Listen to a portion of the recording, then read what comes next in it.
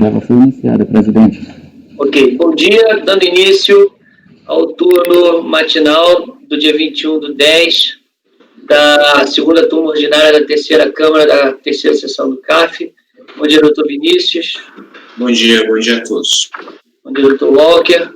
Bom dia a todos. Bom dia, doutor Jorge. Bom dia, presidente. Bom dia a todos. Bom dia, José Renato. Bom dia, presidente. Bom dia a todos os colegas. Bom dia, Corinto. Bom dia, presidente. Bom dia, colegas. Bom dia, Rafael. Bom dia a todos. Bom dia, Denise. Bom dia, presidente. Bom dia, colegas. Ok. Começaremos pelo item 70 da pauta, recorrente à Cooperativa Agroindustrial, processo final 2012-27, haverá sustentação oral. Solicito ao apoio que convoque o patrono, por favor.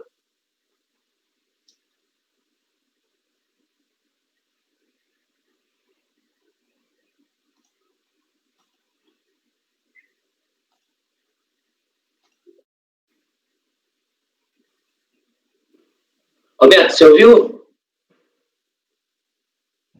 Farei a convocação, presidente. Ok, obrigado.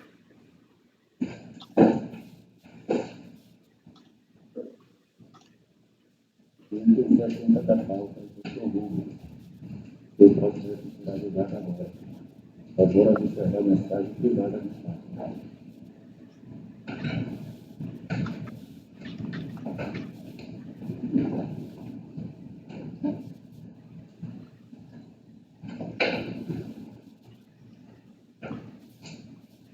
Ô, Walker, tu viu? O cara lá daquela... O Palmeiras tentou contratar um técnico, mas o técnico fala assim, não, tudo bem, só que só no final da Libertadores. Não vi. É muito estrelinha, né? Não vi.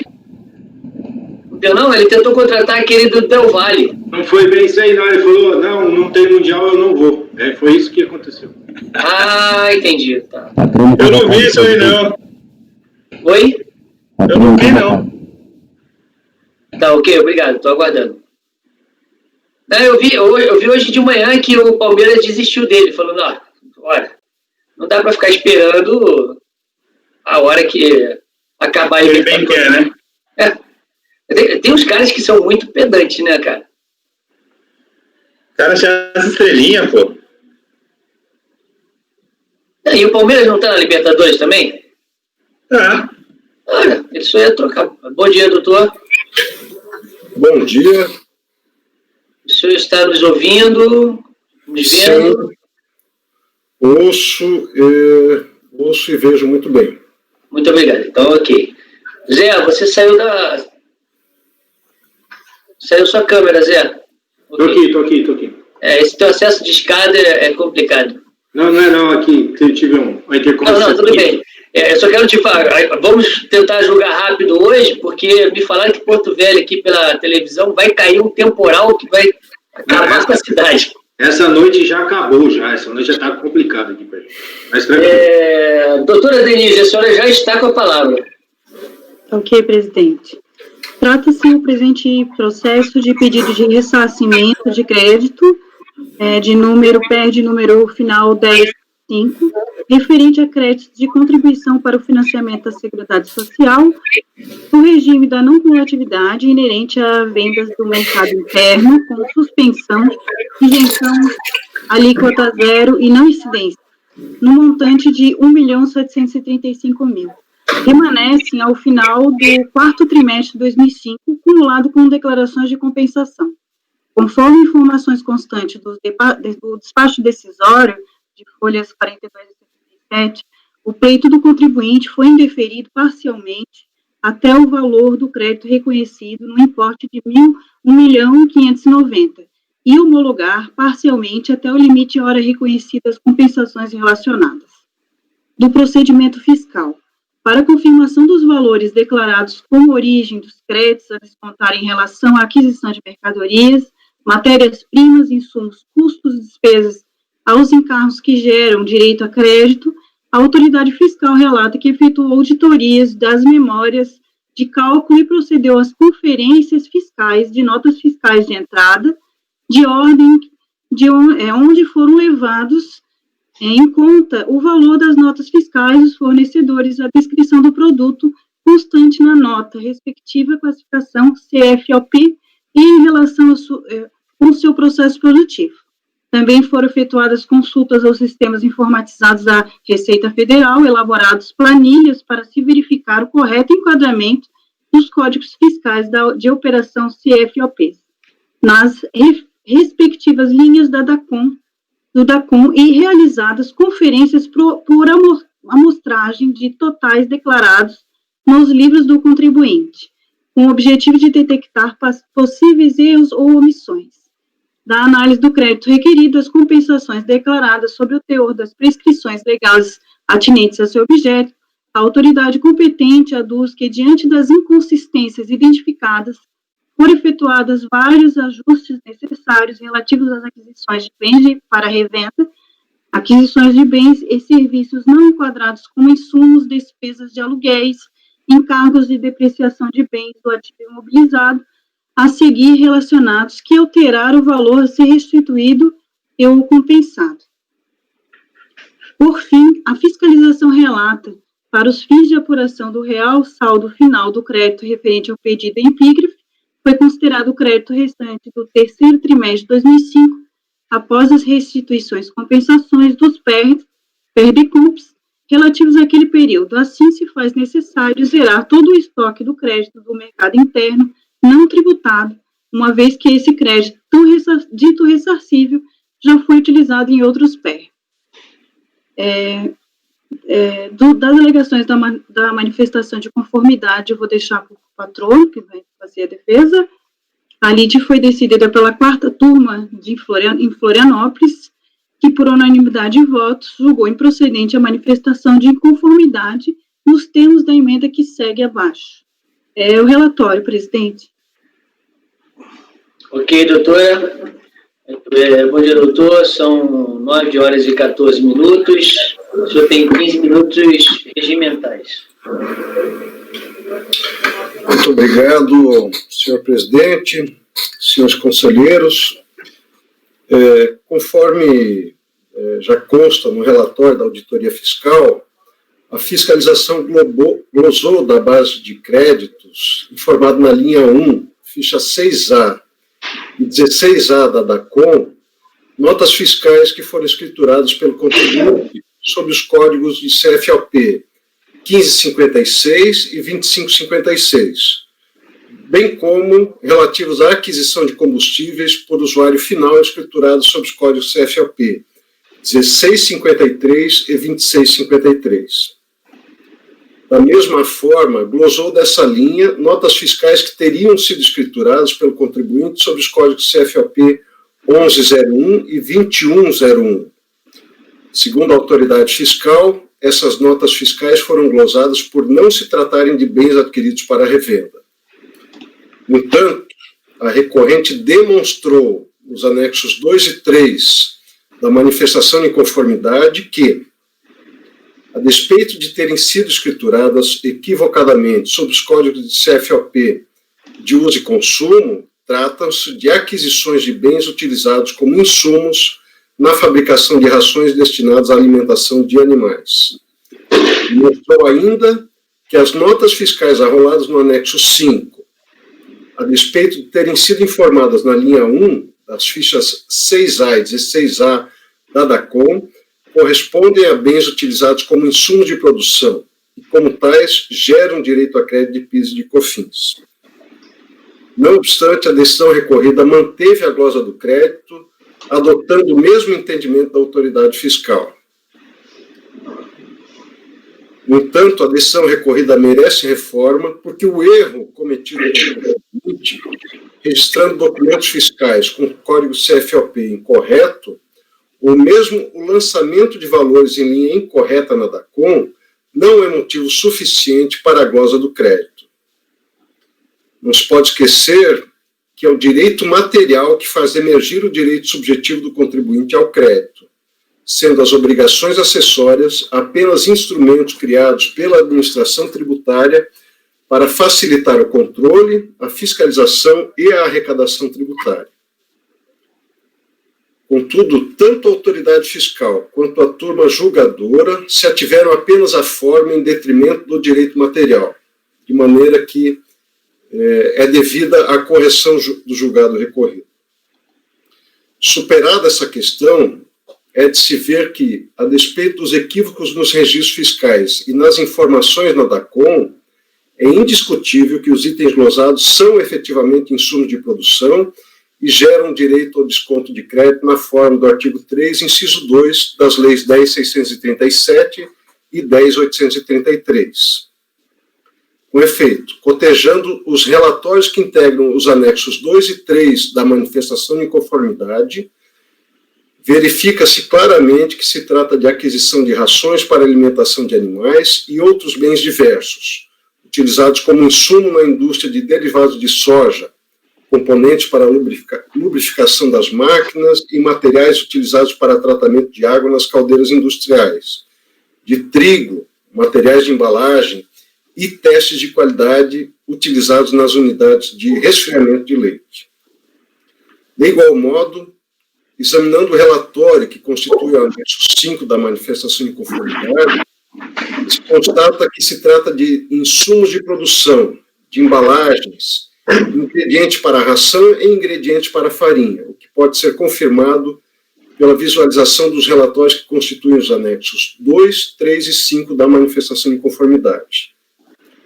Os mencionados relatórios, dentre outras informações, consta a descrição do produto, a descrição da atividade industrial na qual os bens foram consumidos e a descrição da utilização dos bens nos processos produtivos da recorrente.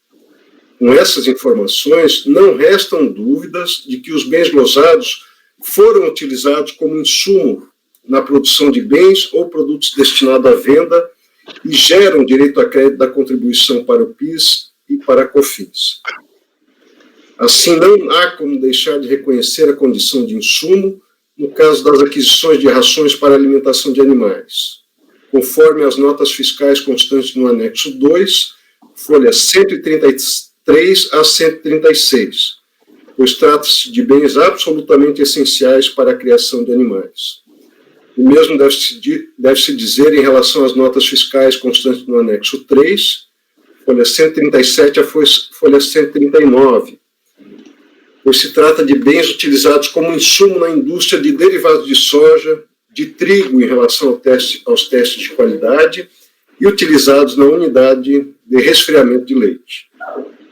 Sobre a possibilidade de crédito em relação às aquisições de combustíveis e lubrificantes consumidos em máquinas, equipamentos ou veículos responsáveis por qualquer etapa do processo de produção de bens ou de prestação de serviços, conforme reconhecido no item 141 do parecer normativo COSIT número 5 de 2018.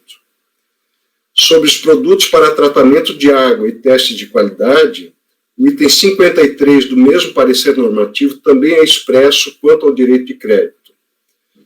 O mesmo deve ser dito quanto à extensa lista de itens glosados constantes no anexo 5, folhas 243 a 253. Dada a finalidade, a atividade e forma de utilização desses bens, descritos no mencionado relatório, cujas informações são corroboradas pelos laudos técnicos dos estabelecimentos e das atividades nas quais os insumos são utilizados, não resta dúvida de que se trata de bens essenciais e relevantes para o desenvolvimento das atividades da recorrente. Vide, nesse sentido, os laudos técnicos de produção de leitões, de folhas 126 a 132, e atividades industriais, de folhas 140 a 242. Trata-se, portanto, de insumos, conforme definição encampada pelo parecer normativo número 5 de 2018, sendo legítimo o direito de crédito. Assim, impõe-se a reforma da decisão recorrida na parte em que manteve a glosa de crédito sobre bens e serviços informados na linha 1, ficha 6A e 16A da DACOM. De outro lado, a decisão recorrida também manteve a glosa de crédito sobre serviços não enquadráveis como insumos. Segundo a decisão recorrida, abre aspas, a alegação genérica de que os serviços relacionados na linha 2 da DACOM se enquadram no conceito de insumo, sem provas que possam sustentá-la, não basta para justificar a reforma da decisão de indeferimento do ressarcimento ou de não homologação da compensação declarada. Fecha aspas.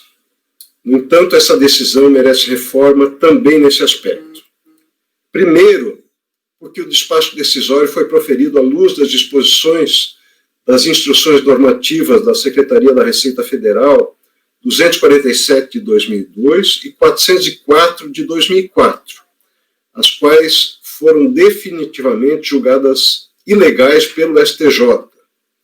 Este fato, por si só, já impõe a reforma da decisão administrativa, porque fundada em norma ilegal. Em segundo lugar, não se pode falar que, no presente caso, a contribuinte não se desincumbiu do seu ônus de provar que os bens glosados são insumos de produção, pois, em tempo oportuno, carreou aos autos relatórios, vide, nesse sentido, os anexos 2, 3, 4 e, especificamente, o anexo 5, folhas 243 a 253, através dos quais demonstrou analiticamente, item a item, dentre outras informações, a descrição do produto, a descrição da atividade industrial na qual os bens foram consumidos e a descrição da utilização dos bens nos processos produtivos da recorrente. Além disso, produziu laudos técnicos das atividades produtivas nas quais foram empregados os serviços glosados. No mérito, de acordo com o relatório acostado no anexo 6, folhas 254 a 305, trata-se de serviço de manutenção de máquinas e equipamentos e manutenção das instalações e serviço de transporte de resíduos industriais. Constata-se também que todos esses serviços foram alocados nos processos produtivos. Não há dúvida, portanto, senhores conselheiros, que todos esses serviços são essenciais e relevantes para o desenvolvimento das atividades da recorrente, tal como explicitado no parecer normativo número 5. Sobre o serviço de coleta de resíduos industriais, também não há dúvida de que se trata de insumo gerador de crédito de PIS e de COFINS, conforme disposto nos itens 100 e 101 do parecer normativo 5. Portanto, impõe-se a reforma da decisão recorrida na parte em que manteve a glosa do crédito sobre as aquisições de bens e serviços arrolados no anexo 5, folhas 243 a 253. Por fim, a DRJ manteve ainda a glosa dos créditos sobre os encargos de depreciação de bens do ativo imobilizado. De acordo com o relatório fiscal, folhas 59 a 62, 3 foram os motivos para a glosa do crédito sobre os encargos de depreciação dos bens do ativo imobilizado. Quais sejam? Primeiro, bens e serviços não utilizados diretamente na produção. Segundo, aquisição de fornecedores de pessoa física. E terceiro, bens adquiridos antes de 1/5 de 2004. Contudo, não procede a glosa do crédito sob a alegação de que os bens não foram utilizados diretamente na produção. Em primeiro lugar, porque a legislação que trata do PIS e da COFINS é clara ao assegurar o direito ao crédito sobre as edificações e benfeitorias em imóveis, próprios ou de terceiros, utilizados nas atividades da empresa. Assim, quando se trata de edificações, basta que as mesmas sejam utilizadas nas atividades da empresa. Ou seja, neste caso, a lei não exige que os bens sejam utilizados nos processos produtivos. Portanto, é indevida a glosa do crédito sobre os bens arrolados no anexo 7, uma vez que se trata de benfeitorias utilizadas nas atividades da empresa. Em segundo lugar, a condicionante de que o bem ou serviço deva ser utilizado diretamente na produção para gerar crédito é decorrente das disposições das instruções normativas 247/2002 e 404/2004, as quais, basta repetir, já foram declaradas ilegais pela STJ. E, em terceiro lugar, de acordo com o que foi decidido pela primeira sessão do STJ, o conceito de insumo deve ser aferido à luz dos critérios da essencialidade ou relevância. De acordo com esse conceito, encampado pelo parecer normativo número 5, não se pode indeferir o crédito sobre os bens indicados no relatório que integra o anexo 7 da manifestação de conformidade. De fato, examinando o mencionado relatório, especialmente cotejando as colunas descrição detalhada do bem, atividade e processo nos quais os bens são utilizados, verifica-se que se trata de depreciação sobre bens voltados diretamente para a atividade produtiva da empresa, as quais são indispensáveis para que a atividade se viabilize. Portanto, não há como deixar de considerar como insumos geradores de crédito das contribuições os bens arrolados no anexo 7. Pelas mesmas razões, é indevida a glosa do crédito sobre os encargos de depreciação das máquinas e equipamentos arrolados no anexo 9, folhas 348 a 354. É que nesse caso... Tem 1 minuto. Sim, já estou encerrando. Obrigado. A simples visualização do referido relatório permite concluir que se trata de máquinas e equipamentos utilizados diretamente na atividade produtiva da empresa, que são essenciais para que essa atividade se viabilize. De igual modo, a decisão recorrida merece ser reformada na parte que manteve a glosa do crédito sobre depreciação de bens adquiridos antes de 1 de 5 de 2004. É que o Poder Judiciário já declarou a inconstitucionalidade do artigo 31 da Lei 10.865, que vedou o aproveitamento dos créditos decorrentes da depreciação dos bens que integram o ativo imobilizado, em relação às aquisições realizadas até 30 de abril de 2004. Portanto, deve ser dado provimento ao recurso voluntário, julgando-o procedente para reformar a decisão que julgou improcedente a manifestação de conformidade e, por consequência, deferir o ressarcimento do crédito pleiteado devidamente atualizado pela taxa Selic. Muito obrigado, senhor jogador. Agradeço ao patrono, passo a palavra à relatora. Considerando que o recurso preenche os requisitos de admissibilidade dele, tomo conhecimento, e não havendo preliminares, passo de plano ao mérito do litígio. Conforme se desprende da leitura dos autos, trata-se de pedido de ressarcimento de crédito COFINS apurado sob o regime da não cumulatividade decorrente das operações da interessada com o mercado interno em razão das vendas efetuadas com alíquota zero, no incidência, isenção ou suspensão das contribuições que remanescem ao final do 4º trimestre de 2005, vinculados a pedidos de compensações que foi indeferido parcialmente pela unidade de origem, uma vez que se identificou a exclusão indevida de créditos sobre diversos custos e despesas na apuração da contribuição. Após o julgamento da primeira instância administrativa, restaram controvertidos a glosa com as seguintes rúbricas: linha 1, apuração de bens para revenda; linha 2, aquisição de bens e serviços não enquadráveis como insumos; linha 9, encargos de depreciação de ativo imobilizado. Além disso, a recorrente pleiteia o direito à atualização do crédito com base na taxa Selic. Inicialmente, cabe esclarecer que a recorrente atua no ramo agroindustrial, sendo uma pessoa jurídica de direito privado que tem por objeto principal a produção, recepção, armazenagem, beneficiamento, industrialização e comercialização de produtos agropecuários nos mercados local, nacional e internacional, conforme estatuto juntado aos autos.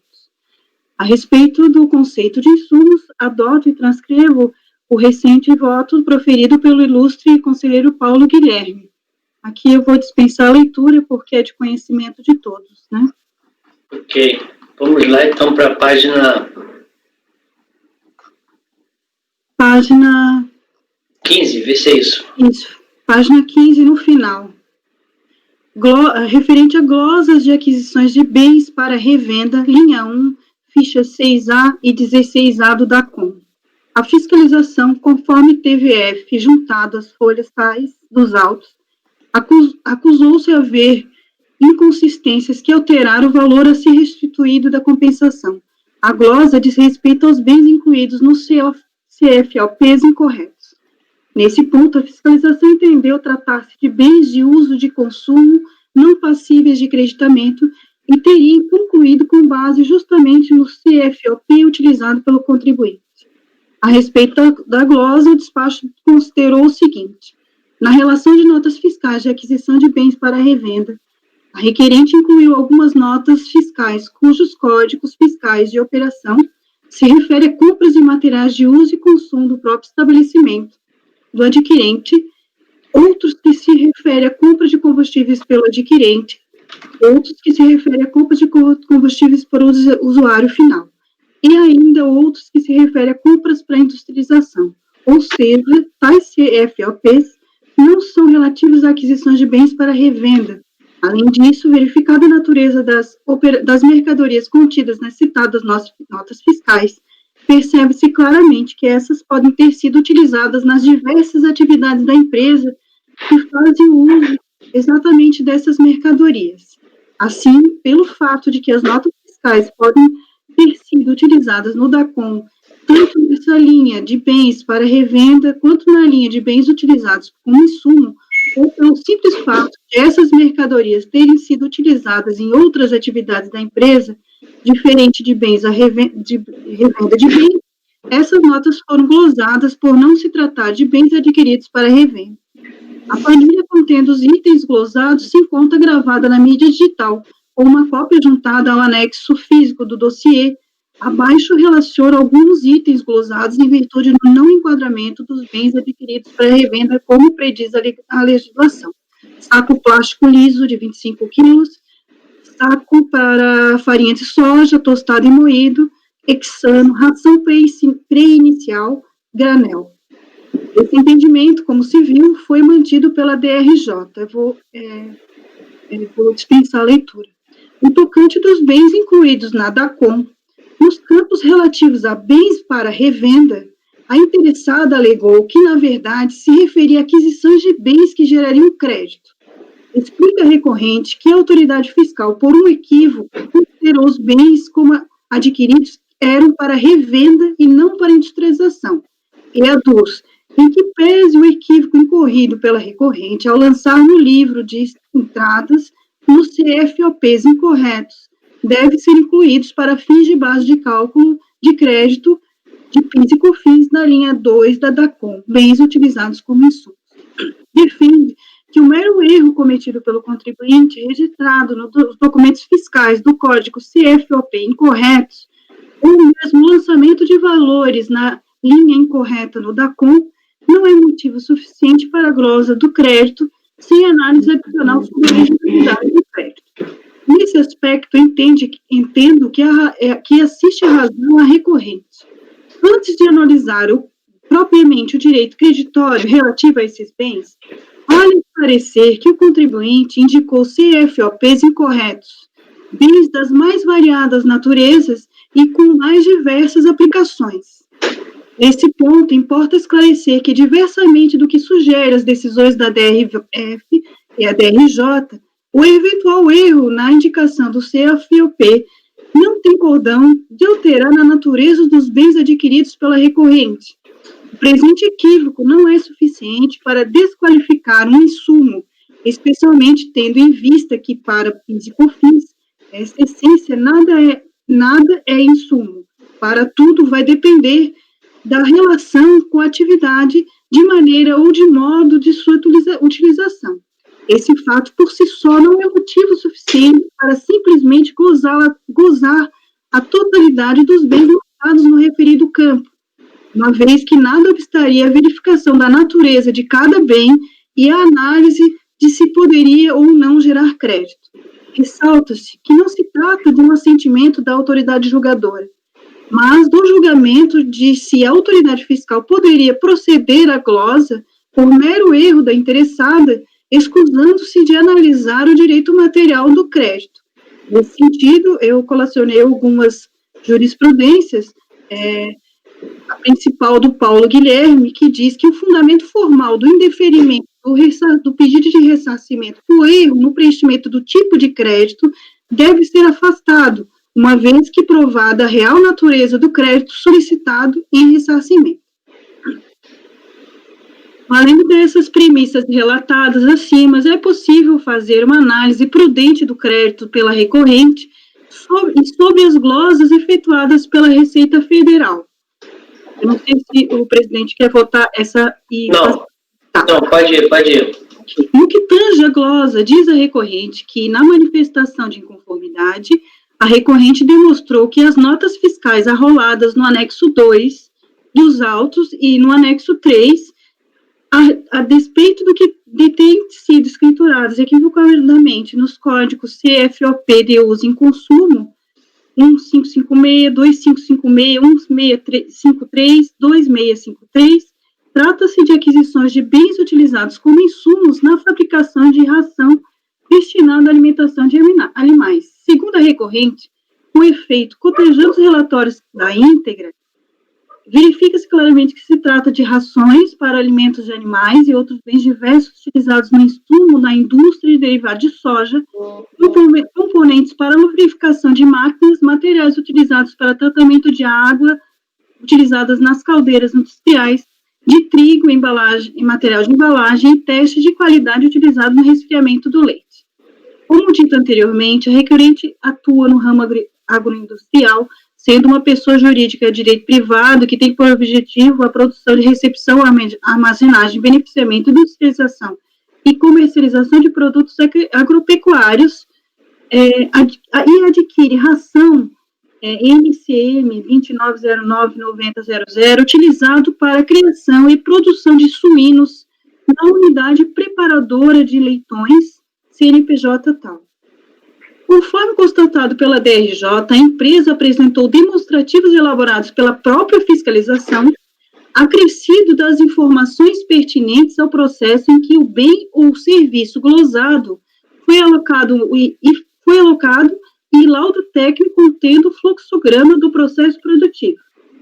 Das relações das notas fiscais arroladas em sede de manifestação de conformidade pela recorrente, constante no anexo 2, verifiquei tratar-se de aquisições de rações utilizadas na alimentação dos suínos produzidos na unidade Produtos de Leitões, NCM 2309-9010. Inclusive, a empresa anexou um laudo descritivo da atividade da unidade de produção de leitões de folhas 126 e 132. A empresa também comercializa leite a granel, que passa por um processo de resfriamento que é essencial para garantir a qualidade do leite até o seu processamento pelas indústrias lácteas, que passam pelo controle de qualidade, exigências da MAPA, Recife, e para isso adquire materiais relacionados no anexo 3, tais como solução padrão 0422, Alizarol, 78GL, Kit Snap, Petalactam, ácido clorídrico PA. Todo esse processo, bem como os itens utilizados, estão relacionados no laudo técnico juntado às folhas 189 e 199. Consta do laudo técnico que a empresa comercializa derivados de soja, óleo de soja bruto, degomado e farelo. A matéria-prima soja é adquirida pelas filiais da cooperativa, onde passa pelo processo de beneficiamento de silos, limpeza, secagem, tratamento e armazenagem. Posteriormente, esse produto soja é transferido para a unidade industrial em Chapecó, onde passa pelo processo industrial de extração do óleo de soja. E, para isso, adquire componentes para a lubrificação de suas máquinas e materiais utilizados para tratamento de águas utilizadas nas caldeiras industriais. Spray, liptante, citros, graxa, lubrax, óleo lubrificante, lubrificante Firepower, bem como produtos utilizados para tratamento de água para geração de vapor, tais como nalco, propionato de cálcio. Outra atividade relacionada no laudo técnico que junta é a comercialização de derivados de trigo, onde o produto é submetido ao processo de beneficiamento, limpeza, secagem, armazenamento, tratamento e etc. O produto adquirido pela empresa, fita adesiva, serve para ensaque da farinha por ela produzida. Da mesma forma, estão os itens relacionados no anexo 5, defende a recorrente. Demonstrou ainda que as notas fiscais arroladas no anexo 5, escrituradas sob os códigos CFOP 101 e 201, a despeito de terem sido informados equivocadamente na linha 1, ficha 6A a 16A da COM, corresponde a bens utilizados como insumos e, como tais, geram crédito PIS e COFINS. Trata-se de embalagem em sacos de farinhas, farelo e casquinha de soja, solventes para a geração de vapor de água, para aquecimento de caldeira, misturas para rações, itens para beneficiamento de grãos e farinha, solventes para a extração de soja, itens para empacotamento e feijão e ensaque de milho. Portanto, restou demonstrado que todos os produtos listados no anexo 2, 3 e 5 são utilizados como insumos no processo produtivo e, por isso, geram direito ao crédito de COFINS, na forma tal como definida na Lei 10.833, considerando os critérios de relevância e essencialidade. Esse é o primeiro tópico, presidente. Ok. Então, aqui você está dando os anexos 2, 3 e 4. Eu vou colher os votos desse aí para poder ficar mais fácil. Doutor Vinícius, como o senhor vota? Parabéns aí pelo esse tópico, está bem escrito. Eu acho que você conecta tudo que a empresa trouxe. O contribuinte ele fez uma produção de provas substancial, só que eu vou divergir nesse ponto. O contribuinte não prova o coração do despacho decisório. O despacho decisório não questiona a natureza de insumos disso aí. O despacho decisório não se equivoca quando ele olha para esses itens. Simplesmente ele fala o seguinte, o auditor ele olha para isso e fala o seguinte: esses bens não são bens para revenda. Então eu gloso aqui. Por que eu gloso aqui? Porque não são bens para revenda. Eu não posso admiti-los como bens, como insumo e outra coisa, porque tem uma outra, tem outra rubrica, certo? Que trata disso. Então, esses bens eu gloso. Por quê? Porque eles são insumos, certo? Então, se eles são insumos, eles não deveriam estar aqui como bens para revenda. Então, esse total aqui, X de bens para revenda, eu gloso, porque não é bens para revenda. É insumos. Agora, eu não posso dar isso aqui como insumos, por quê? Porque isso aqui pode estar já dentro do valor da rubrica de insumos. O que o contribuinte deveria ter feito nesse caso? Não é provar para mim que são insumos, é provar que dentro dos insumos lá, que ele coloca lá, por exemplo, Y de insumos, é provar que aquele valor não contou com esses valores aí. E isso não tem prova nos autos. Que esses valores que ele reputou como bens para revenda não estão incluídos como insumos. É isso que ele deveria provar para mim. Porque para a autuação, para o auditor fiscal, está claro isso aí. Não tem controvérsia com relação à natureza desses bens. A própria autuação já reconhece que poderiam ser bens classificados como insumos. Só que, o que faltou? Faltou uma prova de que, na rubrica de bens como insumos, isso aí não foi contabilizado, não foi computado. Certo? Então, não existe essa prova contábil, não existe essa prova nos autos, de que esses bens que foram tomados créditos como bens para revenda não foram inseridos lá na rubrica de bens como insumos. Não existe essa prova. Então, eu precisava dessa prova para saber se a autuação é procedente ou não, porque esse é o fundamento da autuação. A glosa foi por causa disso, não foi por outra coisa. Então, eu abro divergência nesse ponto. Ok, doutor Vinícius. Passo a palavra ao doutor Walker Araújo.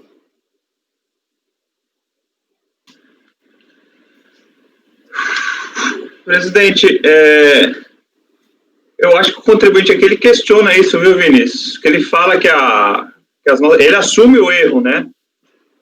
Na verdade, ele assume o erro na COM, né? Que ele fala que ele contabilizou errado. Em vez de contabilizar na linha X, ele contabilizou na linha Y. Mas ele junta as notas fiscais para trazer a composição disso daí, né? Que ele fala que as notas fiscais que ele não considerou na linha correta são a que ele anexou, e ele trouxe esses documentos. Então, ele traz as notas, mas ele não traz a contabilidade para demonstrar que essas notas, certo?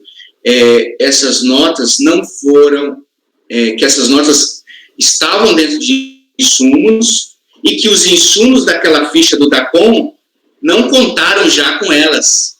Essa é a prova que ele deveria ter feito. E não tem essa prova. Ele falar que, tudo bem, foi um erro, ele não demonstra esse erro, e principalmente ele não demonstra que, na linha de bens como insumos do DACOM, ele errou também, ele tem que ter errado, porque ele tem que ter colocado a menos ali naquela linha, entendeu? Ele tem que ter errado na linha de insumos do DACOM. Porque se ele não errou ali e colocou o valor cheio de insumos, ele está se acreditando duas vezes. Esse é o grande problema aí. Não sei se você entendeu eu entendi. É porque assim, imagine o seguinte, ele colocou 100 lá na linha de insumos do DACOM, certo? Colocou 100. Aí colocou 20 nessa, de bens para revenda. Colocou 20 de bens para revenda e 100 de insumos. Se insumos foi 100 o total, certo? No total, e ele colocou 100 lá no DACOM e 20 em bens para revenda, ele tá se aproveitando de duplicidade. E esse foi o ponto da fiscalização. Desculpe interromper aí, só para deixar claro. Ok. Presidente, eu vou pedir vista, porque eu quero dar uma analisada melhor nisso daqui. Eu quero ver as provas que o contribuinte trouxe, até para analisar melhor, porque, como bem falou o Vinícius também, o processo está bem instruído, né, de provas, né? Talvez falte essa prova que o Vinícius mencionou. Mas eu quero ver se tem outras provas, que se tiver alguma coisa, algum indício aqui, a gente pode até baixar em diligência para ver se sana essa questão. Porque eu me lembro que... Só um minutinho, tá? Para a gente poder, como hoje o dia vai ser longo, e já está em vista, eu preciso que a relatora faça um resumo rápido dos restantes dos itens, e o Vinícius dê o seu parecer rápido sobre eles, para poder sair em vista, porque faz parte do rito. Tá bom, tudo bem. Uma vez que já vai sair em vista, vamos adiantar logo esse processo. Doutora Denise. Eu vou tentar resumir aqui, presidente. Referente à glosa de aquisições de bens e serviços não enquadrados como insumos na linha 2, ficha 6A e 16A da DACOM, na relação das notas fiscais de aquisições de serviços, no caso a informação da autoridade fiscal, a empresa interessada incluiu serviços que não se encontram no enquadramento legal, que trata-se, na verdade, de despesas necessárias para operações industriais e comerciais de qualquer estabelecimento industrial.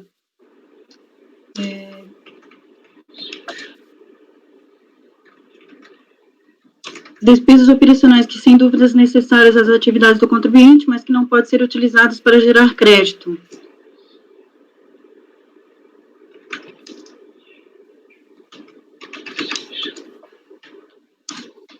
Aqui, presidente, com efeito, a recorrente a tempo oportuno acarreou nos autos relatório acostado no anexo 6, verifiquei se tratar de inúmeros serviços de manutenção de máquinas e equipamentos que, apesar de gerarem crédito, a contribuinte não se incumbiu do ônus de especificar quais serviços foram executados e que relação tem com o processo produtivo da empresa. Destaque, não havendo guarida a esses argumentos quanto a esse item, com relação a serviços de manutenção predial, de fato, são passíveis de recreditamento. desde que não caracterizam benfeitorias e melhoramentos que podem ser adicionados aos valores dos imóveis para futura depreciação. Ocorre que os custos dos serviços de manutenção predial no setor fabril acabam por incorporar no ativo imobilizado da empresa, havendo aproveitamento de créditos por meio de depreciação. Por essa razão, reconhecendo-se o direito ao crédito em relação a esse item, haveria um aproveitamento em duplicidade do mesmo valor, razão pela qual, nesse ponto, não há de se prosperar o recurso do contribuinte. Sobre a coleta de serviços de resíduos industriais, sem muito esforço, é possível visualizar que todas as etapas do processo produtivo da recorrente, de acordo com o produto que deseja produzir, é contínua a transformação de produtos e o desgaste dos seus resíduos orgânicos. Enfim, todas as etapas do processo produtivo da recorrente, seja o produto final que industrializa, há o desgaste de resíduos industriais em decorrência da transformação de matéria-prima. Assim, nesse item, eu dou provimento ao recurso do contribuinte para a tomada do crédito dos custos pertinentes ao tratamento de resíduos industriais nesse setor de produtos animais. No caso da glosa de créditos em cargos de depreciação dos bens ativos imobilizados, aqui eu afasto o que no que tange os serviços pagos por pessoas físicas, que a própria lei expressa no sentido da impossibilidade desse desconto de créditos. Afasto também, mantenho a glosa dos itens adquiridos no 1/5/2000, antes de 1/5/2004, né, ante o artigo 31 da Lei 10.865 de 2004, que veda. E com relação ainda a intimada interessada a apresentar na amostragem das notas fiscais listadas no cálculo, conforme o termo de intimação número tal, na verdade, a interessada estava informando a data da imobilização do bem e não a data de aquisição do mesmo. Após isso, o mesmo protocolou novas planilhas para tentar corrigir o erro cometido anteriormente. Ocorre que tais planilhas também não apresentaram consistência suficiente para que pudessem ser tidas como confiáveis. Finalmente, após informar a requerente a respeito do erro, nova planilha protocolada deveria ser corrigido o erro, porém, nada se alterou com relação a esse bem, de forma que ele continuou gerando créditos indevidos. Como consequência, vimos a obrigação de utilizar outros créditos para efetuar glosas da memória do cálculo da linha 10 da COM. Aqui, resumindo, presidente, sendo recurso cabível contra a decisão de primeira instância, de modo que, no âmbito válido de sua fundamentação, naturalmente se subscreve os termos tratados no julgamento que pretende reformar. No caso, a recorrente não se pronunciou sobre o entendimento esposado no acordo recorrido, não tendo outra alternativa, senão manter a glosa do crédito referente a depreciações de bens do ativo imobilizado. Quanto à atualização do ressarcimento pela taxa Selic, tem a súmula CARF 125, que definitivamente dirime ao assunto por esse conselho. Ante o exposto, conheço o recurso voluntário para, no mérito, dar parcial provimento para reverter a glosa dos itens listados no anexo 2, 3 e 5, utilizados como insumos no processo produtivo, e por isso geram crédito da COFINS, tal como definida na Lei 10.883 de 2003, bem como a tomada de crédito dos custos pertinentes ao tratamento de resíduos industriais. É como eu voto, senhor presidente. Ok, doutor Vinícius. Então, falando já, não vou repetir a divergência com relação àquele item lá, e o resto eu acompanho a relatora, só eventualmente, alguma divergência com relação aos serviços de manutenção de máquinas, mas enfim, acompanho a relatora. Ok, então... Só divergência naquele ponto dos bens para revenda. Ok. Então, ficar consignado que a relatora deu provimento parcial ao recurso para reverter a glosa referente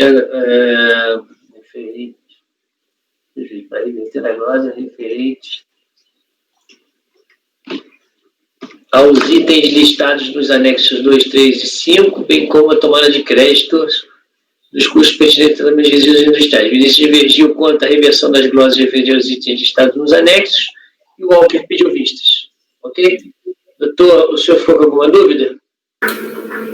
Não, está bastante claro. Só a minha única dúvida aqui, eu tenho mais um processo, que é o item 139 da pauta, mas eu vou acabar não fazendo sustentação oral neste processo, embora tenha sido solicitado. O senhor não vai fazer? Não.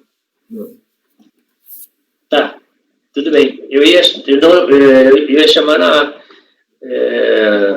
não agora, eu ia chamar depois. Certo. Mas aí eu vou querer só acompanhar o julgamento. Não, tudo bem. O senhor vai ser convocado de qualquer maneira. Ótimo. Na hora pertinente. Aliás, a gente pode até, o 139 de hoje, eu posso até já apregoá-lo e julgá-lo, né? Já que o senhor já está aí. Ótimo. E a gente já... É Usina Bom Jesus. Não, é isso? Não sei se tem nome nem isso, não.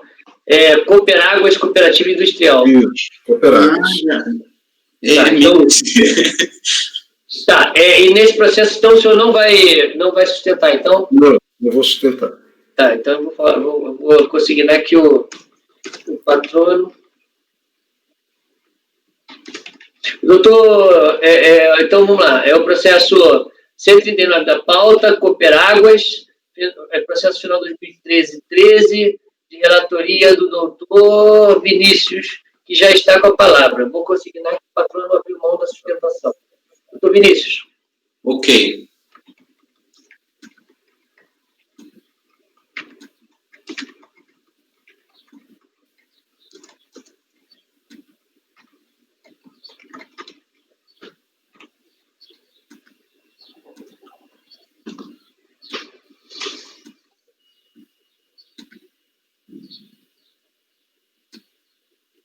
Passar para o relatório aqui. Trato presente processo de pedido de ressarcimento eletrônico do período tal, onde foi requerido o valor tal, relativo a COFINS no acumulativo mercado interno. Conforme termo de verificação e encerramento, que fundamento do despacho decisório, foram efetuadas as seguintes glosas de créditos. Bens adquiridos para revenda, não alcançados pela incidência das contribuições ou sujeitos à alíquota zero. Aquisições de bens e serviços não enquadrados como insumos, pneus, câmaras, manutenção de veículos, combustíveis e lubrificantes utilizados em veículos, encargo de depreciação de bens do ativo imobilizado, aí tem caminhões, semi-reboques, terceiro eixo, bitrem, carretas, caminhões e alguns acessórios de veículos, independentemente se utilizados na produção de bens e serviços destinados à venda ou utilizados nas demais atividades da empresa. Na apuração dos créditos, após glosas, foram efetuadas adequações no sentido de segregar os créditos do mercado interno e externo, considerando que apenas os créditos relativos às vendas com alíquota zero ou isentas e com exportação são passíveis de restituição ou ressarcimento. O saldo passível de ressarcimento nas operações do mercado interno alcançou o montante de 28 mil. A interessada apresenta a manifestação de inconformidade, onde alega em breve síntese que, no que tange à manutenção dos créditos decorrentes de aquisições de insumos, quando ocorre a suspensão na venda, a legislação no sentido do estorno do crédito, o artigo 8º da Lei 10.925, e, por outro lado, a legislação a manter o crédito, que é aquele conhecido artigo 17 da 1133 e o artigo 16 da 11.116, que a gente já tem discutido aqui em alguns processos. E que, sendo essa última posterior à Lei 10.925, entende que o citado artigo 17 da Lei 11.33, de acordo com os permissivos constantes do artigo 16 da 11.116, são aplicáveis a toda e qualquer operação suspensa. A IN 1157 se mostra ilegal em seu artigo 3º, parágrafo 1º, porque contrariou o princípio constitucional da legalidade, extrapolou sua competência, a decisão recorrida contraria decisões emanadas pelos órgãos encarregados de solucionar dúvidas. Pelas razões acima mencionadas, merece reforma o despacho decisório por sustentar que é vedado o aproveitamento de créditos relacionados à revenda de leite in natura e de feijão em grão, tributados à alíquota zero. O despacho decisório se equivoca ao não permitir a inclusão das referidas receitas auferidas com a revenda de produtos monofásicos tributados à alíquota zero no somatório das receitas não cumulativas para fins de rateio proporcional, com vistas à obtenção da base de cálculo dos créditos da contribuição calculada sobre as despesas comuns vinculadas às receitas cumulativas e não cumulativas. Aí cita a solução de consulta 174. Os gastos efetuados com as aquisições de pneu, câmaras, manutenção de veículos, combustíveis e lubrificantes utilizados na movimentação e transporte de produtos ou destinados à armazenagem de produtos foram imputados como custo em razão da aquisição de bens para revenda ou para comercialização. Que o desconto desses créditos encontram respaldo legal nos artigos 3º das leis 10.637 e 10.833, e que o custo de aquisição compreende as despesas de transporte, independentemente de se tratar de frota própria ou de frete pago a terceiros, nos termos do artigo 13, parágrafo 1º, a linha A do decreto 1598. Em relação aos encargos de depreciação de ativo permanente, utilizados para o transporte de bens adquiridos para venda ou revenda e no transporte de mercadorias vendidas, não há dúvida quanto ao direito de crédito, os termos do inciso 6 dos artigos 3º das leis 10.833 e 10.637. Por fim, requer a produção de provas por todos os meios admitidos em direito, especialmente a pericial, em que o recurso seja recebido nos efeitos suspensivo e devolutivo e que seja aplicada a taxa Selic na correção dos créditos. A quarta turma da DRJ em Florianópolis julgou improcedente a manifestação de inconformidade. Inconformado, o sujeito passivo interpôs recurso voluntário, no qual repisa os argumentos trazidos em manifestação de inconformidade. Passar ao voto.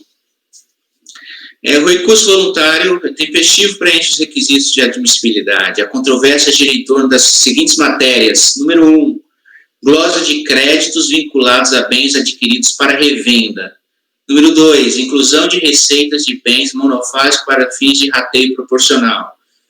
Número 3, glosa de créditos de bens e serviços não enquadrados como insumos. Número 4, glosa de créditos relativos a despesas com depreciação.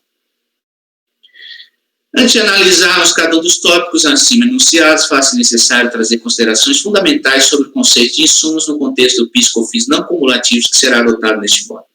Aí aquele longo tópico do conceito de insumos, onde a gente reproduz os entendimentos da STJ, parecer normativo 5, nota 6, nota 6, 63, etc. Os senhores já conhecem. Passo então à página 8 do voto, análise das glosas de créditos vinculados à aquisição de bens para revenda. Como descrito no relatório, o sujeito passivo sustenta que a indevida glosa de créditos relativos aos bens adquiridos para revenda não sujeitos à incidência do PIS/COFINS, não cumulativos ou sujeitos à alíquota zero. Nesse contexto, o sujeito passivo tece longa argumentação para sustentar seu entendimento de que o artigo 17 da Lei 11.33 e o artigo 16 da Lei 11.116 seriam aplicáveis ao caso concreto, afirmando ser ilegal o artigo 3º, parágrafo 1º da Instrução Normativa 1157. Apesar de substanciais, entendo que os argumentos da recorrente não merecem prosperar, sobretudo porque existia expressa vedação legal ao aproveitamento de créditos pretendido, conforme explica de forma precisa o voto condutor da decisão recorrida, a seguir transcrito. Aí eu transcrevo o voto da DRJ. São precisos os fundamentos acima transcritos, de maneira que os adoto como razões complementares de decidir no presente voto, com base nos artigos no parágrafo 1º do artigo 50 da Lei 9784, no artigo 2º do Decreto 9830. Como bem explica o Aresto recorrido, aí eu trago os argumentos aí, de uma forma sintética, os argumentos da DRJ e os meus argumentos agora. Como bem explica o Aresto recorrido, havia à época dos fatos expressa vedação legal ao creditamento de PIS/COFINS nas aquisições de bens para revenda sujeitos à incidência monofásica e alíquota zero, no caso. Tal vedação, ao meu ver, não foi alterada com o advento do artigo 17 da Lei 11.33, pois esta última norma possui escopo distinto daquele regulado pelos artigos 3º, inciso 1, a linha B das leis 10.637 e 10.833.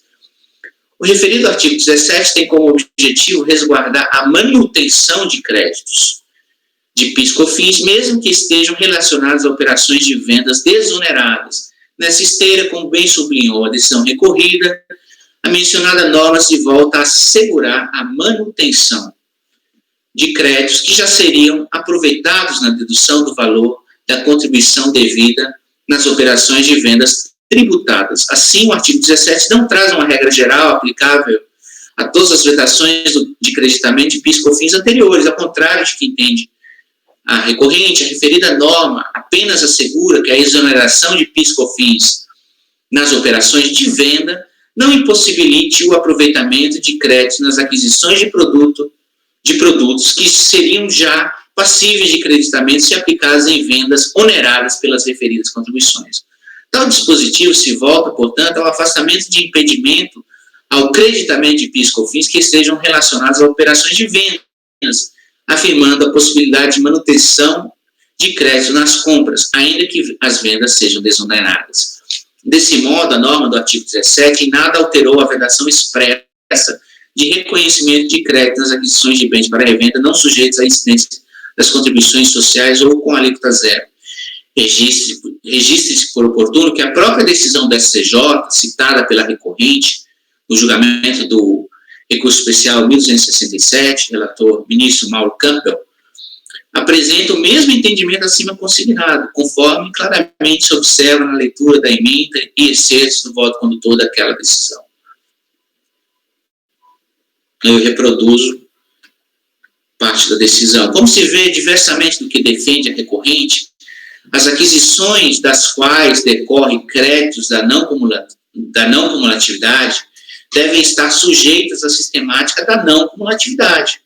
Fato que não se verifica no caso concreto, uma vez que os créditos glosados são decorrentes de aquisição de bens com alíquota zero ou sem incidência do PIS/COFINS.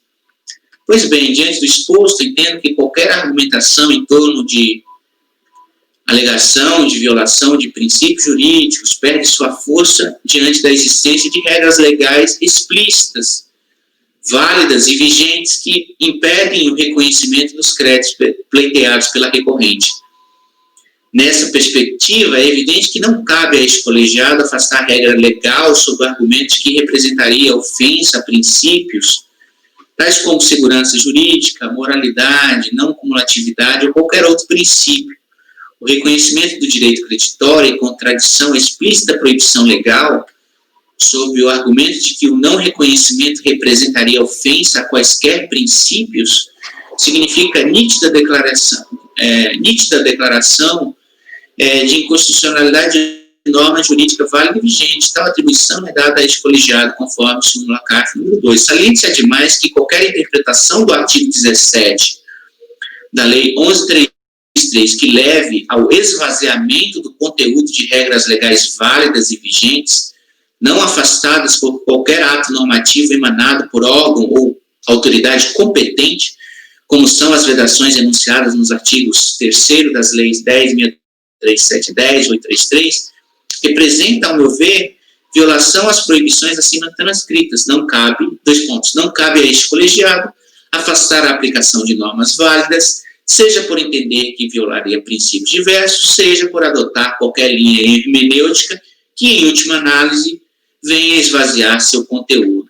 Assim, não devem prevalecer os argumentos de defesa. Pontue-se nesse contexto que não restou caracterizada qualquer ilegalidade da IN 1157, tendo tal instrumento normativo se mantido em harmonia com as disposições legais que vedam o creditamento do PIS/COFINS não cumulativos na aquisição de bens para revenda não sujeitos àquelas contribuições. Ponto-se, por fim, que não restou caracterizada qualquer ilegalidade da instrução, tendo tal instrumento no artigo... eu repeti aqui esse parágrafo. Tem que deletar. Número 3 agora. Você quer votar? Não sei como que... Não, eu acho que a gente pode passar e depois a gente colhe os votos. Ok. Número 3. Inclusão da receita de revenda de bens monofásicos para fins de rateio proporcional. Sujeito passivo aduz que a decisão recorrida se equivoca ao não permitir a inclusão de receitas auferidas com a revenda de produtos monofásicos tributados à alíquota zero no somatório das receitas não cumulativas para fins de rateio proporcional, para obtenção da base de cálculo de créditos da contribuição calculada sobre as despesas comuns vinculadas às receitas cumulativas e não cumulativas. Cita para embasar seus argumentos soluções de consulta da Receita Federal, solução 187, 351 e 174, aí que vocês estão vendo, e sustenta que a decisão recorrida afronta o artigo 17 da Lei 1133. Apreciando a matéria, o aresto recorrido trouxe o seguinte entendimento.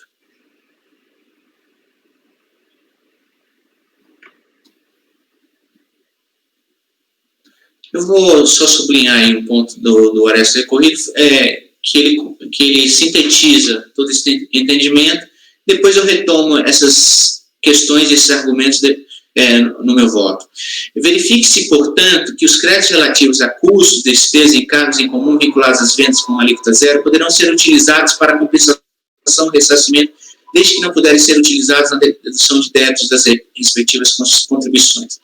Dessa forma, foram apurados saldos passíveis de restituição ou compensação com base no rateio entre receitas tributáveis e não tributáveis, não havendo motivos para resignação da contribuinte no que tange ao método de rateio utilizado pelo fisco. Vou passar ao voto que eu explico melhor isso aí. São precisos fundamentos acima transcritos de maneira que os adotam como razões complementares de decidir no presente voto, com base naqueles dispositivos que eu já citei anteriormente. Para efeito de rateio proporcional, de que trata o artigo, isso aí está na página já 15. Para efeito de rateio proporcional, de que trata o artigo 3º, parágrafo 8º, inciso 2 da Lei número 10.637 e 10.833, as receitas decorrentes das vendas de produtos sujeitos à incidência concentrada ou monofásica devem ser incluídas no cálculo da relação percentual existente entre a receita bruta, sujeita à incidência não cumulativa, e a receita bruta total, ainda que tais operações estejam submetidas à alíquota zero.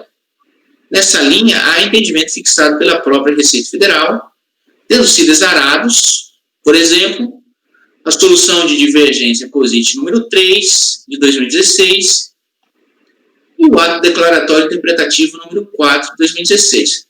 O que eu quero dizer? Tem razão a recorrente quando ela fala isso, tá? Que as receitas decorrentes das vendas de produtos sujeitos à incidência concentrada ou monofásica devem ser incluídas no cálculo do rateio. Isso no cálculo do rateio do rateio das despesas comuns, por exemplo, energia elétrica. Então, a gente vai fazer o rateio entre as despesas comuns sujeitas à incidência não cumulativa e a receita bruta total, entra as receitas decorrentes das vendas de produtos sujeitos à incidência concentrada ou monofásica. Isso, a Receita passou esse entendimento. Só que o caso concreto trata de outra coisa, e aqui eu vou explicar. Não obstante, o caso concreto não revela qualquer dissonância com tal entendimento. Na verdade, compulsando o despacho decisório, observa-se que naquela decisão não se apresenta cálculo de rateio entre as receitas não cumulativas e a receita bruta total.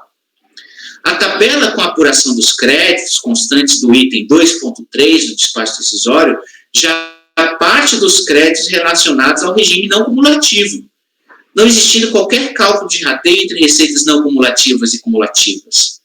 Neste ponto, revela-se despiciendo o argumento da recorrente que as receitas auferidas com a revenda de produtos monofásicos tributados à alíquota zero devem ser incluídas no somatório das receitas não cumulativas para fins de rateio proporcional, para a obtenção da base de cálculo dos créditos da contribuição calculada sobre as despesas comuns, uma vez que, no procedimento fiscal, não há qualquer evidência de exclusão dessas receitas no cálculo de rateio.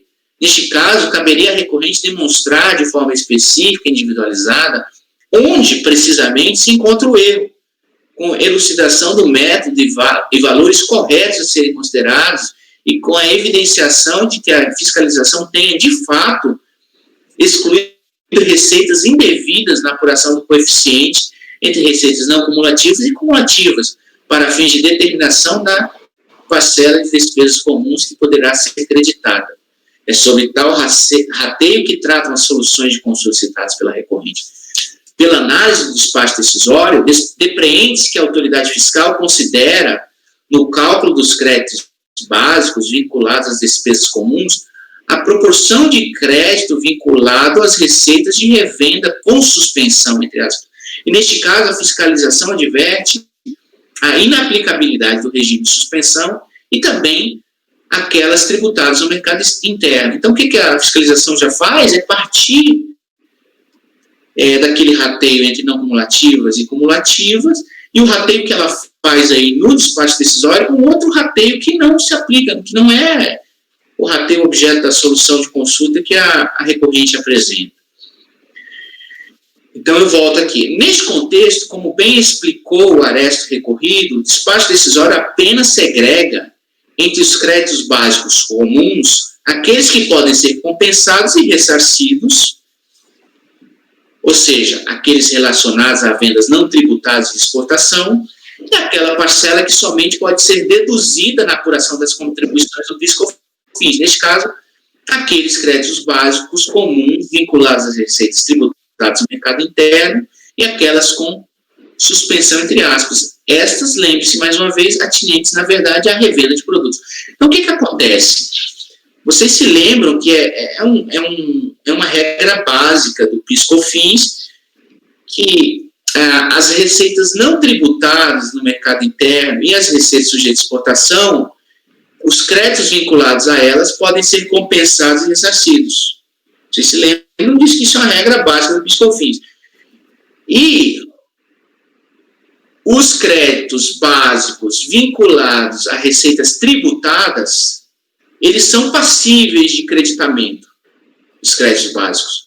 Então, por exemplo, o contribuinte vende lá produtos sujeitos a alíquota zero, teve glosa disso, dos créditos dos bens para revenda, teve glosa, mas ele pode creditar-se de créditos básicos, por exemplo, energia elétrica, relacionadas a esses bens vendidos com alíquota zero. Ou melhor dizendo, a esses bens, ele pode se creditar de créditos básicos relacionados a essas vendas tributadas, tá? De bens para revenda, que ele adquiriu os bens para revenda, ele vendeu, e ele pode se creditar dos créditos de energia elétrica, por exemplo. Só que ele só pode deduzir, ele não pode ressarcir nem compensar. Isso aí a gente já conhece, esse tipo de regra básica do PIS/COFINS. Por quê? Porque as receitas são tributadas no mercado interno. Eu volto aqui a esse voto, ao item, o finalzinho do item. Revela-se absolutamente escorreito o despacho decisório quando segrega, na apuração dos créditos comuns, aqueles passíveis tão somente de dedução, pois vinculados às receitas tributadas no mercado interno, incluindo-se as receitas de revenda, como prescrevem as normas que regem a matéria, vide os fundamentos da decisão recorrida acima transcritos, e aqueles outros créditos comuns passíveis de compensação e ressarcimento, pois atrelados às receitas não tributadas ou sujeitas à exportação. Diante das considerações acima expostas, incluindo toda a fundamentação consignada nos excessos do aresto recorrido acima transcritos, entendo que deve ser mantida a decisão regastada. Número 4 agora. Análise das glosas de créditos de bens e serviços não considerados como insumos. Foram realizadas glosas de gastos efetuados com aquisição de pneus, câmaras, manutenção de veículos, combustíveis e lubrificantes utilizados na própria frota do sujeito passivo. Aí tem uma ressalva, para a movimentação e transporte de produtos destinados à armazenagem. Então, são glosas de aquisições de pneus, câmeras, manutenção de veículos, combustíveis e lubricantes utilizados na própria frota do sujeito passivo para transporte desses produtos acabados. Neste ponto, a recorrente alega que o aproveitamento de tais créditos encontraria respaldo nos artigos 3º das leis 10.637 e 10.833, e que o custo de aquisição compreenderia as despesas de transporte, independentemente de se tratar de frota própria ou de frete pago a terceiros, nos termos do artigo 13, parágrafo 1º, a do decreto 1598. Assim, na aquisição de insumos de mercadorias para revenda, então, assim, esse é o argumento da recorrente. Na aquisição de insumos de mercadoria para revenda, seria possível o crédito sobre as despesas de transporte, à medida que este integre o custo de aquisição, independentemente se o custo do frete é próprio de terceiros. Apreciando essas questões, a decisão recorrida assim se pronunciou. Vou ler que é curtinho isso aí. Todavia, não cabe razão recorrente em relação às despesas relacionadas à movimentação de produtos destinados à armazenagem. Diante dos argumentos da contribuinte, é importante frisar que existe disposição legal para o desconto de crédito apenas em relação às seguintes hipóteses de despesa com transporte: frete na aquisição do produto, seja como insumo na produção, seja para revenda, neste último caso, apenas quando o bem é adquirido de pessoa jurídica e em razão de que o custo se agrega ao produto adquirido, frete de produtos em relação a produtos em elaboração efetuados entre estabelecimentos da mesma pessoa jurídica e frete com insumos utilizados na prestação de serviço de transporte, quando é esta a atividade produtiva da empresa, ou seja, quando tal frete é associado ao processo de venda de serviço e frete da venda de produto. Para valerem os créditos, todos esses custos devem necessariamente ser suportados pelo contribuinte e ser prestados por pessoas jurídicas, com exceção dos créditos presumidos a que se refere o artigo 19, a que se refere o parágrafo 19 da Lei 10.833, relativo à subcontratação de pessoas físicas autônomas por parte das empresas de transporte rodoviário de cargas. As despesas apresentadas pela contribuinte são de natureza diversa, qual seja, tratam-se de despesas com transporte de produto para armazenamento, o qual não se enquadra em qualquer uma das hipóteses acima descritas. Entendo que não merece acolhida o pleito da recorrente, explico. Como bem explicou a decisão recorrida, a possibilidade de aproveitamento de créditos de PIS/COFINS no tocante às despesas com frete na aquisição de insumos, nesse caso o valor do frete se agrega ao custo do produto adquirido, no transporte de produtos em elaboração e na operação de venda. No caso dos autos, analisando as glosas realizadas, observa-se que se referem a gastos com pneus, câmaras, manutenção, combustíveis e lubrificantes utilizados na movimentação de produtos acabados, hipótese que não gera direito ao crédito de PIS/COFINS, pois não se insere no contexto de 1. Transporte na aquisição de insumos e 2. Transporte na operação de vendas propriamente dita. Com efeito, como bem consignou o Arestes recorrido, os gastos objeto de glosa estão relacionados ao transporte de produtos para armazenamento. Neste caso, caberia ao sujeito passivo contestar com argumentos e provas as conclusões do Arestes recorrido. Lembre-se que aqui ponto incontroverso que no âmbito de pedidos de restrição, ressarcimento e compensação, recai sobre o sujeito passivo o ônus de demonstrar a certeza e liquidez do crédito pleiteado, a teor do que dispõe o Código de Processo, artigo 373. Como decorrência lógica, é inerente à análise das declarações de compensação a verificação da existência de provas suficientes e necessárias para a comprovação do crédito pleiteado, em especial que os gastos objeto da glosa se inserem, como alega a recorrente, no contexto de transporte de insumos, transporte de produtos em elaboração ou transporte em operações de venda, Não obstante, em seu recurso, o sujeito passivo restringe alegações sem contraditar, com documentos probatórios de explicação analítica individualizada, as conclusões da decisão administrativa. No caso dos autos, o sujeito passivo deveria ter demonstrado que os gastos objetos de glosa enquadram-se em uma das hipóteses contempladas pelo inciso 9º do artigo 3º das leis 10.836 e 10.637, identificadas no texto legal como armazenagem de mercadoria e frete na operação de venda, quando o ônus for suportado pelo vendedor, ou que se tratam de gastos como transporte do insumo ou bem para revenda tributado e foram contabilizados como custo de aquisição daqueles bens.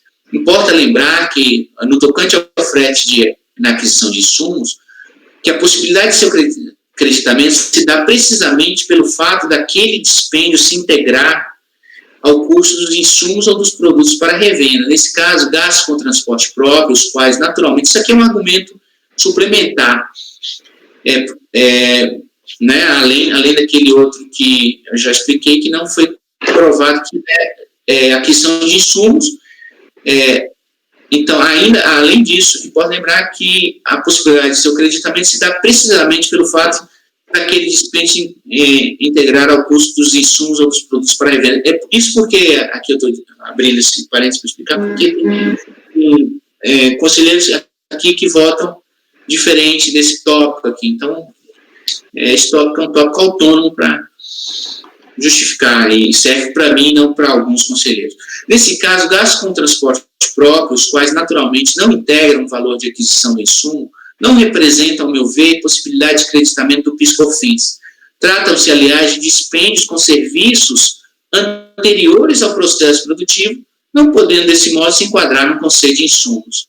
Com relação aos gastos vinculados ao transporte de produtos acabados, esclareça-se, antes de tudo, que em outras ocasiões posicionei de forma diversa daquele que adota. Então, aqui eu trago aquela mudança de entendimento com relação aos produtos acabados, por ocasião da decisão da Câmara Superior, que mudou o entendimento e trouxe alguns julgados do STJ, e eu mudei o entendimento com base na lógica, na raciocinio do voto da declaração de voto do Rodrigo Postes, que vocês já conhecem.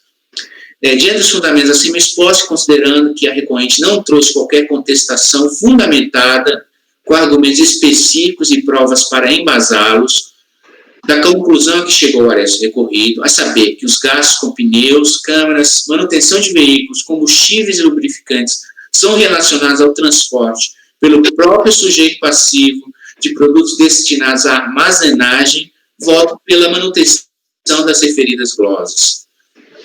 Número 5. Análise das glosas de créditos relativos a despesas com depreciação.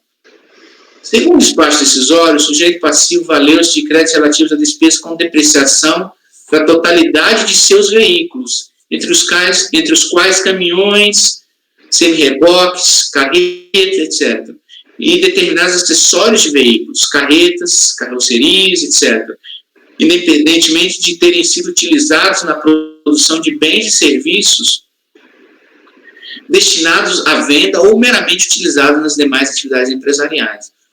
O sujeito passivo contesta tais glosas, asseverando que, por disposição legal, há que se considerar o direito ao crédito sobre os encargos de depreciação referentes à aquisição de ativo permanente, caminhão e outros veículos, utilizados para transporte de bens adquiridos para a venda ou revenda e no transporte de mercadorias vendidas. Apreciando a matéria, o colegiado de primeira instância assim se manifestou. E eu cito o voto aí, pular aí, vou para uma parte aí do voto. Entendo que os fundamentos da decisão recorrida são corretos, de maneira que os adoto como razões de decidir no presente voto. Como bem asseverou a decisão recorrida, seguindo a linha assumida no despacho decisório, não gera direito a crédito e PIS/COFINS os encargos de depreciação de bens do ativo imobilizado não utilizados no processo produtivo do sujeito passivo. No caso concreto, resta evidente que veículos e todos os gastos a ele relacionados não podem ser entendidos como encargos de depreciação do ativo imobilizado destinado à produção de bens ou serviços, uma vez que referem-se a bens utilizados, como reconhece a própria recorrente, no transporte de bens adquiridos para venda ou revenda. Isso é próprio do recurso voluntário, tá? Ela, ao se defender, fala exatamente isso. E ainda no transporte das mercadorias vendidas. No primeiro caso, qual seja, no transporte de bens adquiridos para venda ou revenda, não há que se falar em processo produtivo, uma vez que tal etapa é anterior e alheia ao ciclo produtivo. No segundo caso, transporte de mercadorias vendidas, está-se diante de fase posterior ao ciclo produtivo, revelando-se improcedente a apropriação de créditos de depreciação. Sublinhe-se, ademais, que em seu recurso, o sujeito passivo não faz qualquer esforço para demonstrar que os ativos vinculados às glosas de encargo de depreciação inserem, como alega, no processo produtivo. Nesse ponto, é de se lembrar que é do sujeito passivo o ônus de provar que os encargos de depreciação e os bens do ativo mobilizado correspondentes se enquadram em uma das hipóteses contempladas pelo inciso 6 do artigo 3º das leis 10.833 e 10.637. Diante de todas as razões acima apresentadas, voto por negar provimento ao recurso. Ok, doutor Vinícius. Passo a palavra ao nome do conselheiro, doutor Walker Araújo.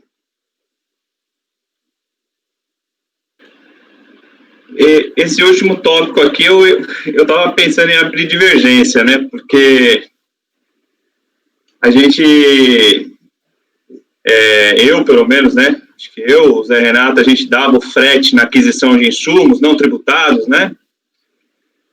E aqui ele usa esses caminhões aqui para adquirir os insumos, né? Em tese, né? Então, meio que se equipararia a esse fundamento que eu utilizo, né? Mas, o último parágrafo aqui, eu estou vendo que você afastou porque ele não demonstrou que é utilizado na fase de industrialização dos insumos, que ele adquire esses insumos para ser utilizados no processo produtivo, né? Então, com base nesse fundamento aqui de ausência de prova da utilização desses insumos, ou a aquisição de insumos para usar no processo produtivo, eu vou acompanhar o relator, mas eu iria divergir aqui com base no que eu já explicitei para manter uma coerência com relação àqueles insumos, frete na aquisição de insumos com alíquota zero, né? Então, eu acompanho o relator. Ok, obrigado, doutor Walker, o doutor Jorge. Eu tenho uma dúvida com relação ao item 3. A gente não está falando de frete aqui, correto? Como é que é? No item 4. É 3 ou 4? Desculpe, 4. A gente não está falando de frete. O item 4, a gente não está falando de frete. Vamos lá no item 4. Essa é a minha dúvida.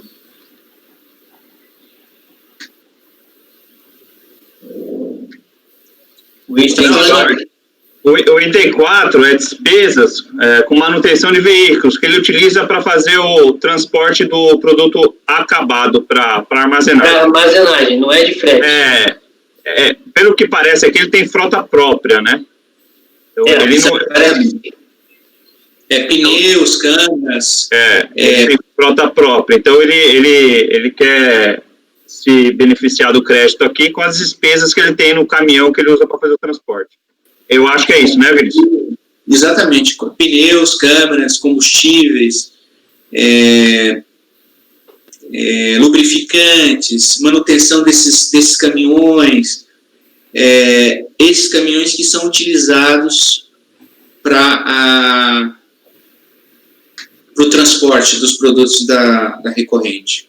Ô Jorge, nesse ponto aqui, se você fizer um paralelo com a despesa de frete para transporte de produto acabado para as distribuidoras, que a gente vota aqui, que até o Vinícius mencionou no voto dele aqui, né? Sim. Aí o Vinícius mudou o posicionamento dele, equiparar a despesa aqui com a despesa de frete, é mais ou menos a mesma coisa, é o transporte de produto acabado para armazenagem. É isso que eu queria ouvir, Walker. Obrigado.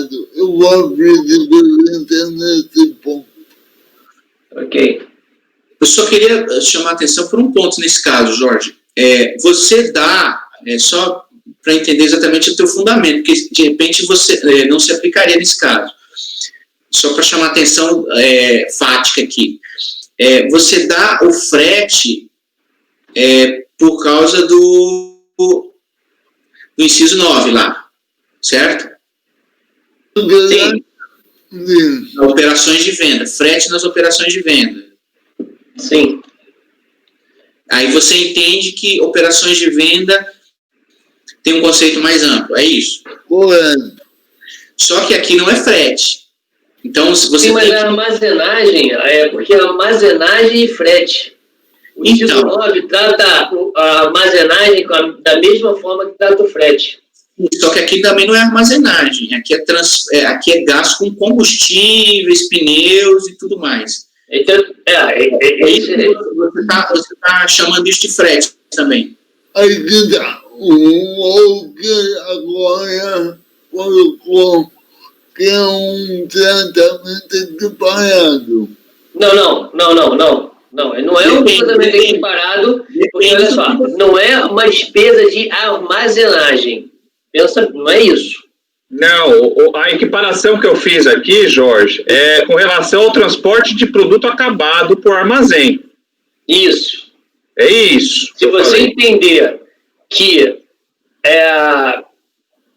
como entendia, na verdade acho que até entendia antes, que ao você pegar o produto e colocar no armazém acabado para vender depois, isso tudo compreende vamos dizer assim, o sistema de venda, o processo de venda. Operação de venda.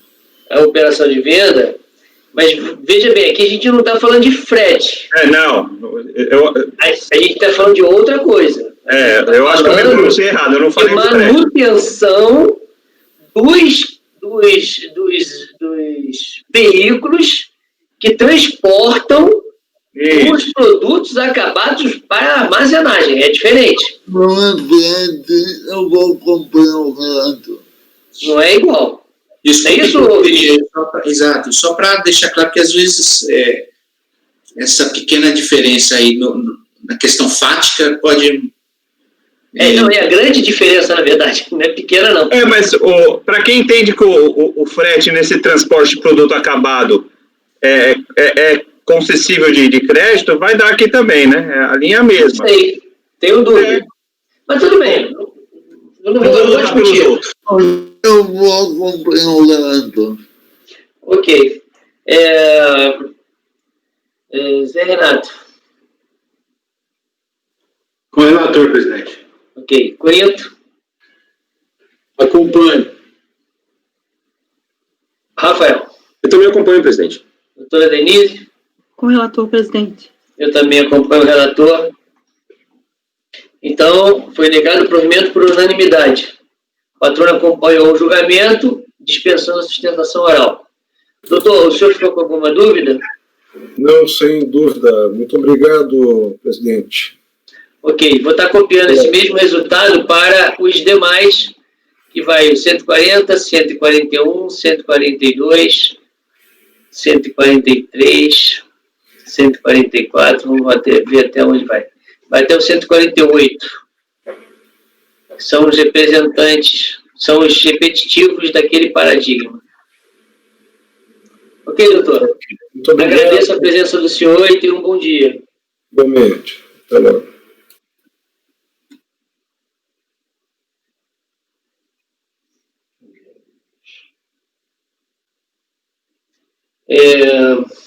Ok.